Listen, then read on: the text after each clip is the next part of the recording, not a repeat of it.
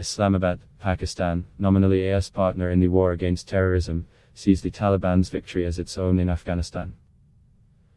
Jane Perlez, in an article in the New York Times, said that Pakistan's already shaky reputation in the West is likely to plummet now, as the Taliban take over Afghanistan. Calls to sanction Pakistan have already circulated on social media. Moreover, amid the absence of foreign financing, Pakistan will have to rely on a jihadist drug trade encouraged by the new rulers in Kabul. A Taliban-run state on its border will no doubt embolden Taliban and other Islamist terrorists in Pakistan itself, said Perlez. Pakistan was ostensibly America's partner in the war against Al-Qaeda and the Taliban. Its military won tens of billions of dollars in American aid over the last 2 decades, even as Washington acknowledged that much of the money disappeared into unaccounted sinkholes. In the last 3 months, as the Taliban swept across Afghanistan, the Pakistani military waved a surge of new fighters across the border from sanctuaries inside Pakistan, tribal leaders have said. It was a final coup de grace to the American-trained Afghan security forces, said Perlez. The Pakistanis and the Inter-Services Intelligence (ISI) think they have won in Afghanistan, said Robert L. Grenier, a former Central Intelligence Agency (CIA) station chief in Pakistan.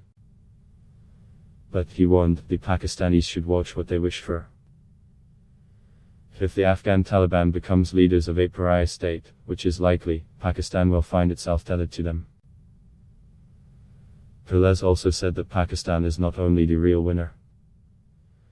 Pakistan, along with China, is helping fill the space the Americans have vacated in Afghanistan after the Taliban takeover.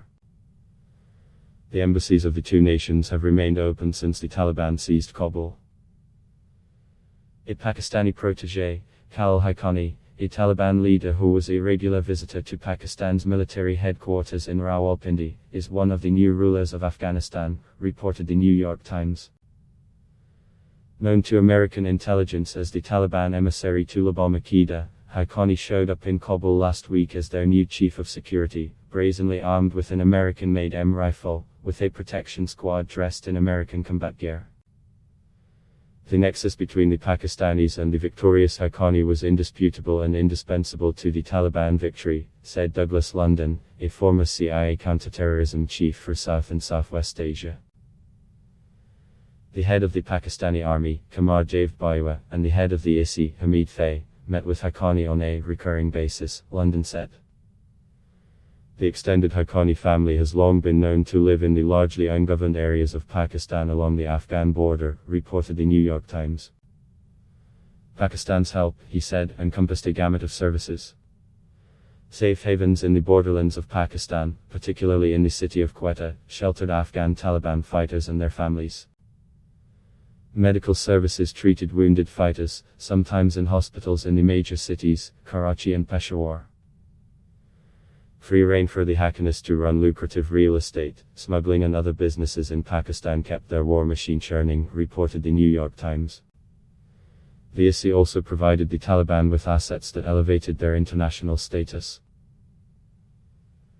The Taliban leader Abdul Ghani Baradar traveled on a Pakistani passport to attend peace talks in Doha, Qatar, and to meet in Tianjin, China with Wang Yi, the foreign minister. Adblock test. Why?